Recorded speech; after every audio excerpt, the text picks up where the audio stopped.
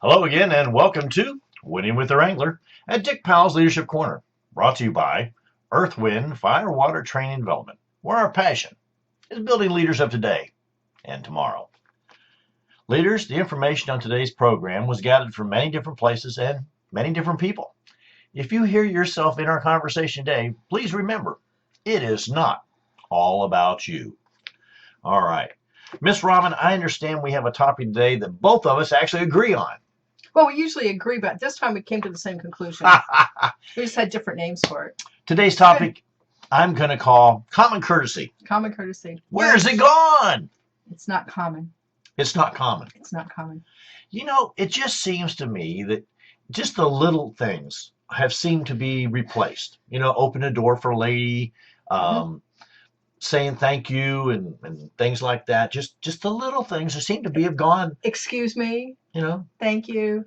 Why do you think that we've lost that? I think people are so self-centered that they don't realize that everybody's lost it, and they probably.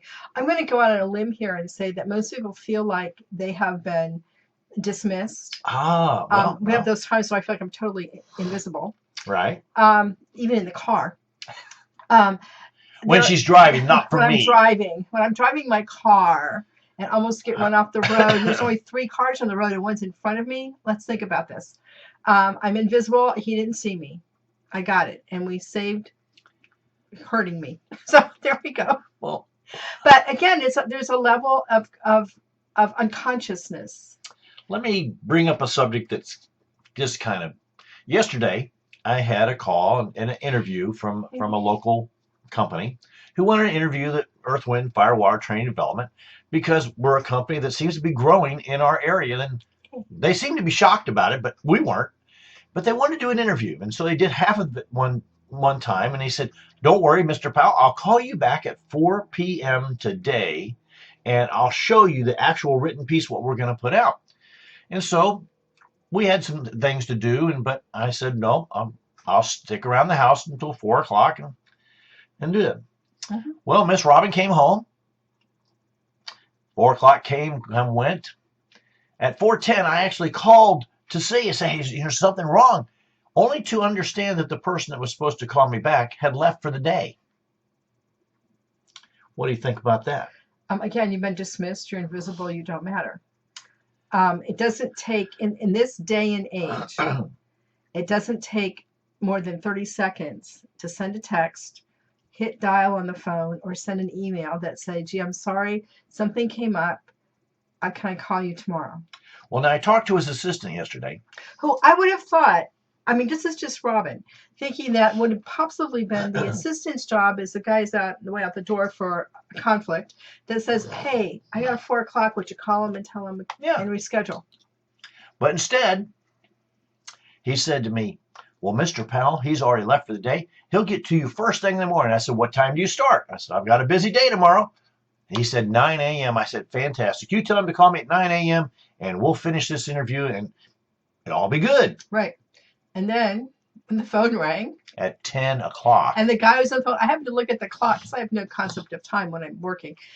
Look at the clock and it said 10 o'clock. And I just pointed at the clock and went, oh, your 9 o'clock is now at 10 o'clock. My first thought was, daylight savings time changed a couple of weeks ago. Did he forget to change his clock? Number one. No, I don't think so. Number two, did he live in our time zone? Yes, he did. Actually, just down the street.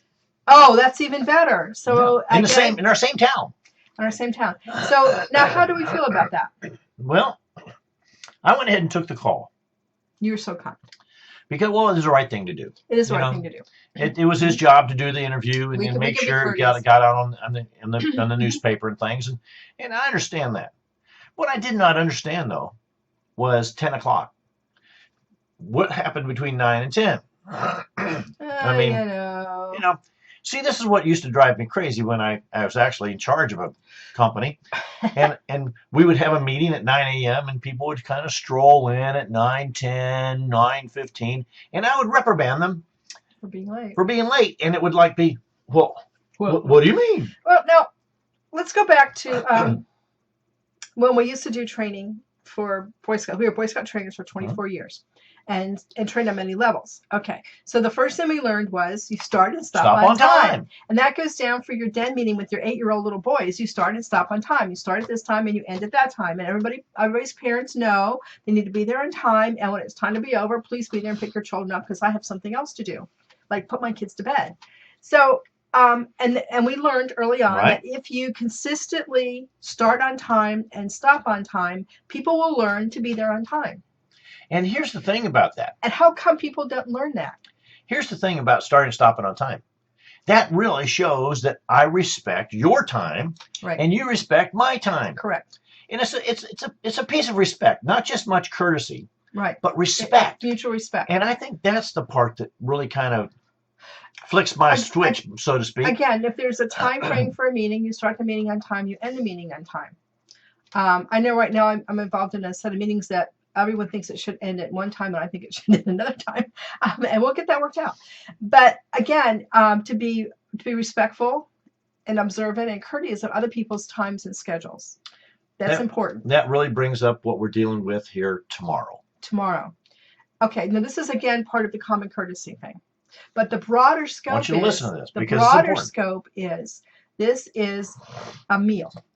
Okay, so Food is being served. we're providing a meal. We're providing a meal. So as I'm shopping yesterday when Dick had to be home waiting for his phone call, I'm dealing with how many people are we expecting? Well, the gal that sold the ticket said, I've only sold 16 tickets. I know 3 of them are mine. Okay. I've only sold 16 tickets. I'm not sure who else that's being part of the food part has bought a ticket, but I will tell you that the common practice was years ago when you brought food, you didn't have to buy a ticket. You either brought food or you bought a ticket. Now I'm not sure what it is, so I bought a ticket and then I went out and bought the food that I will get reimbursed for. But and that's a whole different scenario. But we're making food today. We were originally planned on 40 people. 48. 6 48. tables of Okay. 8 with overflow table. We figured that was pretty good. And if we needed more, we'd know by the time we sold all the tickets. Well, things happened last Sunday after church that she couldn't actually put up the table to sell the tickets in the narthex because something else was going on. We're running into a lot of that. So she's pretty frustrated. The bottom line is we sold 16 tickets. And we're cooking tomorrow for somewhere between 48 and 60, we think. I do not like leftovers.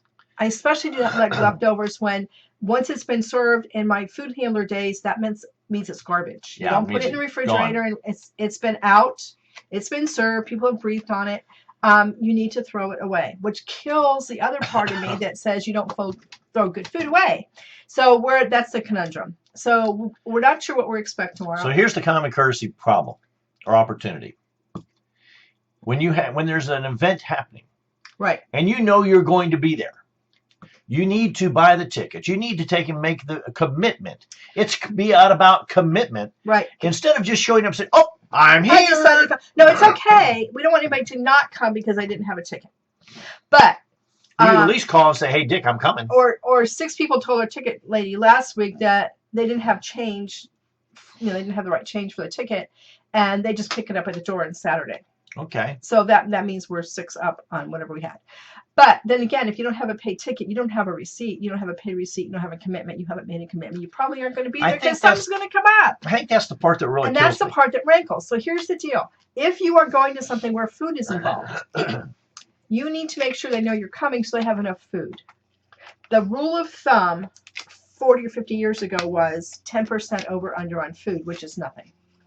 The rule is now it's a crapshoot. Yeah. We did events years ago where we had 20 people signed up, 80 people showed up, and someone's complaining because there's not enough food. Well, guess what? My food order went in yesterday at 1 o'clock. But it goes even deeper than that. Even when I run a class. You run a class, same thing. And it was promoted quite heavily. Mm-hmm. And the promoter said to me, he said, "Dick, we're going to have 50 people. You need to plan for this." I said, "Okay." So I 50 handouts, 50 this, 50 that. And there were books of handouts, not just 2 or 3 pages. Show up. Many pages. And the promoter says, "Oh, by the way, we seem to have had some problems." There was 12 people. The other part of that problem was we guaranteed 25 lunches at a country club that we were responsible for paying for. So, kind of cut into our profits big time. When these things happen, this common courtesy thing, if you can't be there, it's just common courtesy to say, I can't be there. Right. Hey, you know what? Send me a text, make a phone call, do something. How long But the thing is be committed. Right. I don't understand this. When I tell you I'm going to be somewhere, Robin will tell you, unless I'm in the hospital, I'm there. Early. He's there early. And even if I'm in the hospital, I'm probably on the phone with you. Right, explaining or making arrangements or that's just who I am. Rescheduling. But I'll tell you what, it's not common. What bothers me about it is not common. It is not common. I have one doctor who is really above board and always on touch. And I have another doctor you don't hear from unless you're dying. These things of common courtesy just seem to be going away. It bothers me. The common courtesy to open a door for a lady. Common courtesy now, back to up on just that do one. those kind of things. How many women have complained because they're capable of opening the door for themselves? It probably makes you step back. So again, ladies. I got beat up pretty bad the last time, I know. No, I know. About that time, I started taking the initiative to open the door for other people. And men look at you oddly. But again, it is not a big deal. It's not a big deal. It doesn't take any time, doesn't take any effort. Here's one that really kind of gets me. You go to a nice event, and you've been served, and afterwards they've asked you to take and just simply pick up your dishes and take them to the window. Right. Now, on the way, you see other people scraping the plates off and then putting your plate up the window and putting the silverware into a container. Mm-hmm. But you sit there and leave it on the table until someone like me comes around and gets it for you. Because I need to do the dishes before the program starts. Understand, right? We gotta get the dishes clear before the program starts. And they say, "Oh, I didn't realize I was supposed to do that." We've been doing the same thing for 20 years. No, that person has been sitting at the table waiting for someone to clear his dishes his entire life, and someone has done it for them. Whether it's a male or female, someone has taken care of that. Okay. Wouldn't occur to them to help or clear a table. Again, to me, some people just do that automatically. There are some simple things. Yes, sir. No, sir. Yes, ma'am. No, ma'am. If someone's coming and you're walking through the door, continue to hold it open and let them in. It's very easy. If you're somewhere and see somebody needs a chair, get up and get it for them. I wonder what that door thing. There are times when you're going into a building where it's actually easier to let the person come out. It is. Before you can go in. And you might just need to indicate that. Why don't you come out so I can get in? Especially the public bathrooms. That's kind of a... Or an elevator. Elevators. Yes, you cannot get on the elevator until people get off. Get out of their way. Let them get off. It's amazing. And then you may get on. Yep. I mean, just simple. These are the simple things in life that I just don't know where they went. And as leaders, what are we doing about it? Now, here's what I wonder. So much about what we learn about courtesy and being friendly and nice and everything else we learned in preschool and kindergarten and first grade. Must have been first grade because I didn't go to those other two. Okay, you did, and I went to kindergarten. But children now, I lived in New York. Children now, it's required.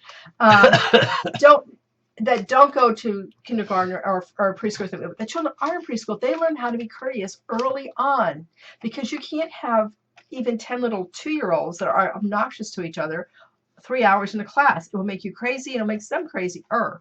So they all have, I don't know how they do it. I'm going to have to go to those preschool teachers because they really do have a lovely way of getting those children to be courteous. So I want to know what happens between the time they're 6 and the time they're 25. I don't know. They forgot everything. But I see this common courtesy even in the corporate world. And I think this is where it kind of stings me. I think it sort of culminates there because the head guy can get away with things that the lower guy best not try. Well, I think that's why it stings me so much. There's a double standard? Well, there's double standard that says, I'm the leader, so I can do what I want. No equality? And that stings just because I often thought, when I used to be the lower person sitting waiting, when I get to be that person, I'm not going to act that way. Be that person, yeah. And when I got to be that person and I didn't act that way, people I found really did change. They did start to have more common courtesy towards one another. So they came up to your level. Yeah. They tried. They really did. I think that's important to note. I mean, it was just so maybe so clear to me. Those little seeds of courtesy are there because we learned them early on. We were short and small and couldn't do otherwise without getting yelled at.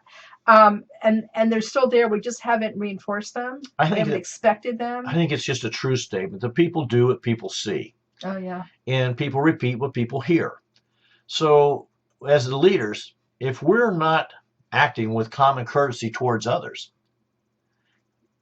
then we are actually teaching them how to respond to us. Or teach them it's okay to And respond that that part way. really does bother me.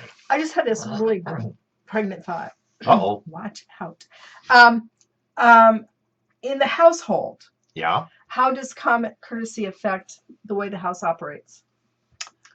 Well, without it, it's going to be pretty tough Pretty messy. road to go here. It's not the female's job to pick up all your crap No, it's that you not. leave laying around the house. Okay. If you're a parent and you're picking them after your children when they go to bed at night, you're making a big mistake. Yep. They need to learn early on to put their things away where they belong when they're finished with them. To put their dirty clothes in the clothes hamper or wherever your dirty clothes live. To keep things neat and orderly. At a certain age, they need to make their bed, even if that just means pulling the coverlet up to cover the wrinkled sheets. That's what our son Not used saying I wouldn't have a child that did that, but to put that it looked made. That they need to do that when it's like that. Those 10 household rules. If you open it, close it. If you spill it, wipe it up. That's the thing. If you use it up, write it on the grocery list. It's just. We just found out we ran out of hand soap. Who would have thought? I know we have 3 containers of it in the house, and 2 are okay, and the other one was pretty empty. And but nobody wrote it on the list, and I'm as guilty as that as the next person. So the thing is, write it on the list. There's these simple things we learn as very young people, and as we grow older, we seem to kind of push them off to the side because we think we don't have to do them, or because we're older. Wrong. Well, here's the bad part about that. Then the younger people see us not living up and not walking the talk, and they go, well, then why should I live up to it? That's right. I know our son Joshua learned how to pull that thing up and cover the sheets up for me, because that's you did that kind of the way I got done. I just heard that story. But that's where you were raised. Well, as long as that top was good, the rest was good. Oh man! So that is not the way you make a bed. Nothing. No. The thing is, he did turn out to be a pretty polite young man, though.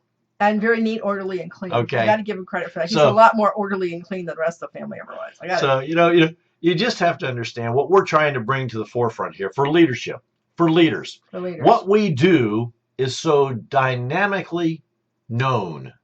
What we do is watched and observed by people around us.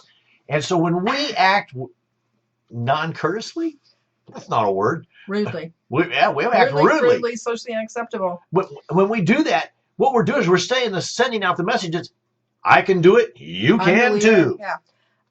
And I think that's one observance people make of leaders, whether they're doing a good job or a bad job at it, that they do observe and they notice whether it's a consciousness or an unconsciousness.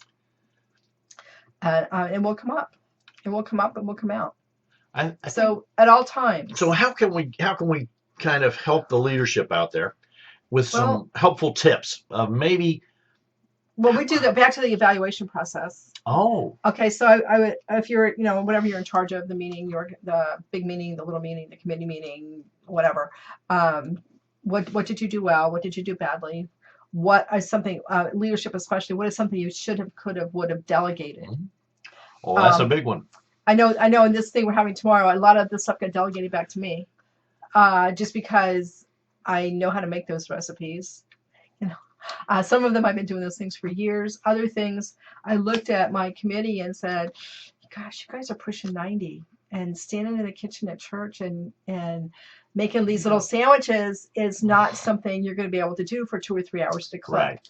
So therefore, everything is ready to go into the sandwiches. We just have to trim the crust and spread them. It's tea. Trim the crust. Trim the crust and do the fillings and things. And that'll be good. And then go back in the afternoon and actually do the program and everything. Now here's the point, though. It's good. When you're looking at the evaluation situation, you need to evaluate yourself. Absolutely. And be honest. And here's what I've learned also. And I've really taken to this. I've started asking people, when you see me, what do you see? Right. When do I act the way I speak? Do I do I walk my talk? And I've really kind of I've gotten some good things, and I've got a couple zingers here from now Yeah, and then. you got some of those.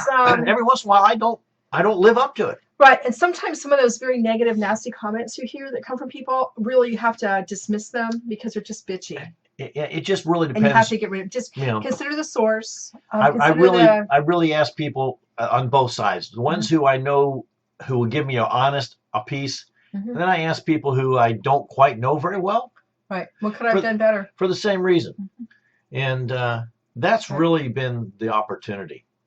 The other day I went to a entrepreneurial meeting, and the poor young man who was the speaker had been promised things would be there when he showed up. Yeah. You know, projector, laptop, things that should be ready to go for any kind of things speaker. That 2019 should be a no-brainer. And so he showed up and he said, do you have? I said, well, you didn't call me and tell me you needed them. Who's supposed to bring them? And I don't keep them in my car anymore. And he said, oh, he gave me a name, and I said, okay, let's get busy here. Let's see what we can do. We rounded up a laptop at the location, and we found our extension cord, and then we had to round up the projector. And common courtesy, here's the ticket. The person in charge showed up at 2 minutes to the time to start. Not 30 minutes early? Oh my. Now, myself and another person were there 25 minutes early, but that's who we are, okay? Yeah. And at 1:45, the speaker came in, and he was pretty distraught. Now, as a speaker, I'm going to tell you what this does to you. It throws off your entire thought process of what you're doing, because now you're worried about hooking up all the different electronical pieces, and you're not thinking about what I'm going to say and how it's going to infect. And so the common courtesy really went out the door. So instead of starting at 9 a.m., I started at 9:30. 9:30. Oh no, that's way too late. You want to talk about throwing your whole game off, your whole piece Plus, off? Everybody that's there thinks they're going to be done a half an hour before they were going to be done. Oh, that's were done brutal. Way late. That is something that really sets so up common trouble courtesy. For later. If you're in charge. Okay, so let's do a woulda, shoulda, coulda. Okay. At that point, the speaker could they have done the speech without the PowerPoint? No, because it was on social media, and it was. Oh, it has to be on PowerPoint. Okay. Could they have? Well, it wasn't. He was doing it live on the. Could he have done it faster to catch up that 30 minutes they lost? Because somebody have said, let's start as early as we can, not wait 30 minutes. He did his best to take and catch it up. Okay. He really did. And that's all he could do. He did his part.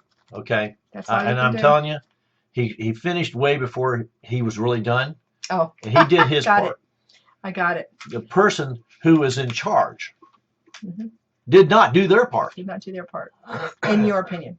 Well, in my opinion. In the opinion most people sitting I'm going to tell you what. When you're in Okay. charge, you need to be there early. And I don't mean 5 minutes prior to. 30. Because basically this person had to go and find all this stuff. It took us 30 minutes to find it all. Now, of course, if he'd called me, I would have brought my own projector and laptop and things, because as a speaker, Like I said, at that's point, what I travel with. At what point that would have been in the car, at the vehicle, at any given time anyway, because you never know when you might need it. Well, okay. And when I was in charge of things, that was part of the deal. That's part of the deal. I realized that I am remember, very strange. Back when we used overhead projectors, traveling with an extra bulb, because if you didn't have if projector got bumped or something in your car, the bulb broke, you were screwed. You couldn't do any of your overhead presentations. We don't have those anymore. Thankfully. Oh man, I'm glad to see those go. I think there might be one in the closet at church, but we don't really use those anymore. Yeah. So just when you're thinking again, about, think of those things and think of everything, because trust me, at some point you're going to forget something really important. When you're as a leader, and we're all leaders, when you're doing things, I'm just urging you, I'm trying to convince you to take a little bit of time and think about how you can bring common courtesy back into the workplace, right, back into your life, back into your home life, back into the out and about, just all those different places. And practice it yourself. Well, that's what I'm saying. Just really give yourself like brownie points for being a courteous put driver. it back into your normal way of life. Right. You pick up the phone, do it so it's common courtesy. Okay, do I Hello, have how time are for you one of doing? my other pet peeves about Yes, ma'am. common discourtesy? Yes, you do. Since the country has mostly gone smoke-free in the past 15, 20, 30 years. Yeah, Okay, I personally do not like the smell of cigarette smoke. me neither. And I find that since I'm not around it, I mean, I grew up in a family of people that smoked. We all did. But I can't stand it anymore. And for people to walk, to stand outside of a door of a store or a building or anything and finish those last two puffs, that I have to walk through that and then throw the cigarette away. Right where we're walking, usually, it's nauseating and annoying. For people who smoke, who reek of stale cigarette smoke, that's very aggravating. I recently went into a Sam's where somebody was standing, and it had to be more than one person that's standing right outside the door. And It I was said pretty something bad. to the guy that walks in. I said, "How can you stand here all day and check Sam's membership cards when it reeks of stale cigarette?" He says, "I'm trying to get him to put a no smoking sign within 30. You're not supposed to smoke within 25 or 30 feet It's of the within door 30 anyway." feet. Okay, so stop doing that. It's rude. Make people stop. It's rude. It's not nice. They don't have to do that. Here's the point. You don't have to do any of these things. And Robin and I can never come out there and through the radio and make you do anything. What we're trying to encourage you to do is to use your leadership ability, use your leadership position, if you might say, and really show people how to be courteous to one another in our language, in our deeds, in how we just respond to one another.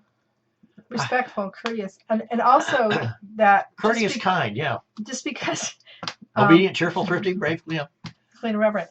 That it doesn't just apply to people your age or people older than you. You need to be courteous to children because they're going to learn from you over time. And the children that you see today, over time, you might see them grow up and they'll remember that you were nice and friendly and courteous to them. They didn't have unrealistic expectations of you just because you were a child. Really? We grew up in families where children were to be seen and not heard. You betcha. That's totally and completely unrealistic. And you've just cut a really nice family friendly, kind tie by having that attitude towards children. So be careful. They don't need to be mouthy and run around and things like that, but they can be courteous and kind, and you can. But you know what? You can tell them about that and thank them. I even open doors for little people. That's right. It doesn't bother me a bit. You gotta be careful you don't let them out of buildings so the parents can't find them. But, I do that, but they'll catch them. If you're going, you can just be nice. Just be nice. Just be nice. Mm-hmm. And you know what? My last thing I'm going to bring up here before we jump off is words. What really bothers me about common courtesy in today's world, it seems like vulgarity has just become a normal way of speaking. It's become so normal that we don't even hear it. It bothers me. And I have to tell you, it bothers me when I hear my daughter say it, and she's 40. It just really, know she's saying it. It really sends me off to another situation. It's just common courtesy. Even when I was on the line crew, I have to tell you that there was one of those swear buckets in every truck. And it was there for a reason. Because the lead lineman wanted to put a stop to it. And he did. I have to tell you what, things got a lot better when he did that. And it really didn't hurt any of us to really be nice to one another. Talk nice. You see, it does come around. People do watch what you're doing. And when we're nice to one another, when we show courtesy to one another, it really becomes more than common. It becomes the way we live. It becomes normal. And that's what Robin and I are encouraging. Be normal. We're encouraging you to bring it back, to make it part of the norm. And when you see somebody not doing it, that you'll stand up and say something about it. Well, I see our time is running short like always, so on behalf of myself, Dick Powell, and Robin Powell, we want to say thank you for being a part of today's program. Our hope is that you've received a nugget of wisdom and guidance that will help you become a better leader. Now, if you have any questions or comments on today's program, don't hesitate. Give us a call, 727-422-1833. Send us an email, dick@ewfw.org. Go to our website. Take a little time. There's a little box there you can click and send me a note, www.ewfw.org. Now, here's your challenge for the day. As you've gone through your world and you've seen some courtesies that have been stretched, would you please give us an email, Dick at ewfw.org, and let us know how you responded to it, so we can add to this next time we talk about it. Now, Robin, got anything real quick? I really don't. Again, be kind, be courteous. It'll rub off. And we're gone.